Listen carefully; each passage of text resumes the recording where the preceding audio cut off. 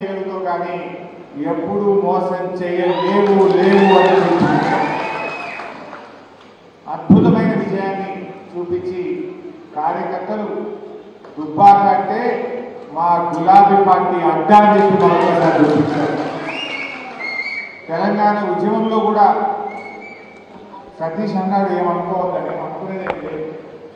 నిజంగా కూడా తెలంగాణ ఉద్యమంలో అరెస్టులు జరుగుతున్నాయంటే ఫస్ట్ దుబ్బాకలు అవుతుంది, పోరాటం అంటే దుబ్బాకలు ఉంటా ఉంటుంది, ధర్నాలంటే దుబ్బాకలు ఉంటుంది, రోడ్ ఎక్కుడంటే దుబ్బాకలు ఉంటుండే. అదే 17 సెప్టెంబర్ జెండా ఎగరాలంటే దుబ్బాక ఎంఆర్ఓ ఆఫీస్లో ఎదుగుతుండే.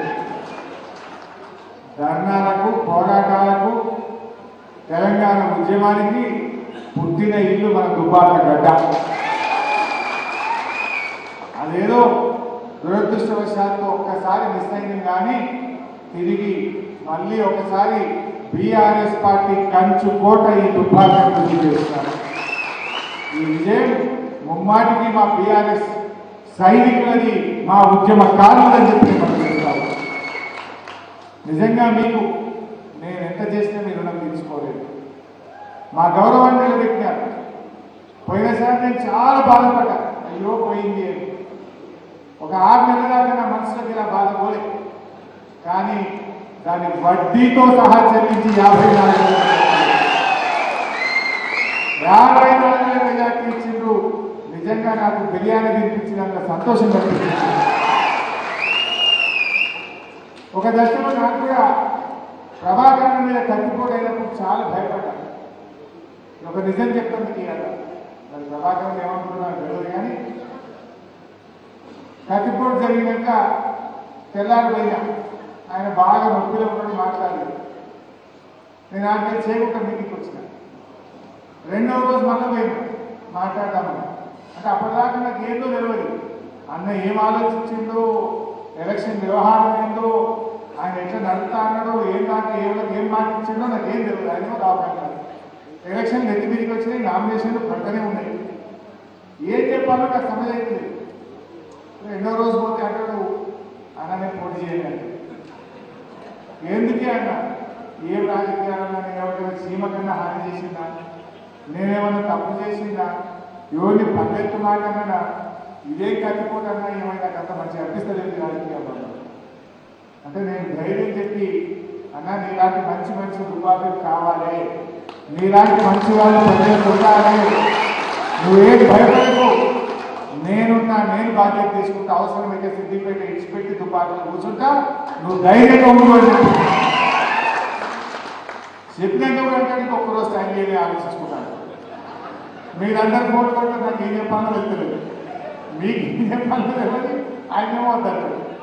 అంటే ఒక మంచి మనిషికి ఏమైందంటే బాధ కలిగితే, ఎందుకంటే ఏదైనా తప్పు జరిగినప్పుడు శిక్ష పెడితే తప్పు జరిగింది అని అర్థం చేసుకోవచ్చు. చేయని నేరానికి, చేయని తప్పుకు, ఏ పాపం ఎరగని వ్యక్తికి, ఎవరిని పల్లెత్తు మాటనని వాడు 10 ఏళ్ళు ఎంపీగా ఉంటే ఎవరు మనసు కూడా నొప్పించని వ్యక్తి, అందరి మనిషికి ఆజాత శత్రువు మన ప్రభాకర్ రెడ్డి. సో అలాంటి వ్యక్తి చాలా బాధపడ్డాడు. కానీ అప్పుడు నా పరిస్థితి నాకు ఇంకా గందరగోళం. అదే ఇది ఎక్కడ గెలవాలి, పొయ్యి తెచ్చుకోవాలంటే గిట్ అయిపోయాయని చాలా బాధపడ్డా నేను కూడా ఒక రోజంతా. కానీ చాలా రిక్వెస్ట్ చేసి మళ్ళా నువ్వు ఎందుకు వైద్యం పంపి నేను చూసుకుంటాను చెప్పిన. మా సిద్దిపేటలో నేనే వెళ్ళాన్నా, మేము అందరం దుబ్బాకలో సిద్దిపేటలో కలిసి పనిచేస్తాం, నువ్వు రండి పడకు అని చెప్పి ధైర్యం చెప్తే నిజంగా మీరందరూ కూడా ఒక్కొక్కరు ఒక ప్రభాకర్ రెడ్డి లాగా పనిచేస్తారు. అభ్యర్థి ప్రచారం రాకపోయినా చాలా కష్టపడి కసితో పనిచేసింది. మీ కసి దెబ్బలిపితే కానీ బయటపడలేదు. ఎంత కసి ఉందో అది అర్థం కాలేదు, ఆ కసి దెబ్బలిపితేనే బయటపడలేదు. నిజంగా మా కిషన్ రెడ్డి ఎడబడుతుంది, అదేవిధంగా మేడికాయల వెంకటేషన్, ఇంకొక అన్న యాడ్ చేసుకోవాలి మా ఇల్లు రవీందర్ రెడ్డి. పాపం ఆయన దుబ్బాకలో తిరిగి ఆయనకు అప్పటికే డిస్క్ ప్రాబ్లం ఉండేది. ఆయనకి డిస్క్ కొలాప్స్ అయితే వెన్నుపూస మేజర్ సర్జరీ అయ్యి ఇంట్లో ఉండదు. బట్ ఆయన కూడా మీరు చప్పట్లు కొట్టి ఆయన చెప్పాలి. దుబ్బాక రూరల్ మండలం బాగా తిరిగి మంచి సమన్వయం చేసి మంచి మెజార్టీ తెచ్చే ప్రయత్నం చేసింది. వాడు మా శ్రీహరి యాదవ్ కూడా కనబడుతుంది. మేడిగా వెంకటేష్ కనబడతలేడు, మా చిన్న రాజ్ కుమార్ అన్న కనబడుతుండ్రు, ప్రభాకర్ వర్మ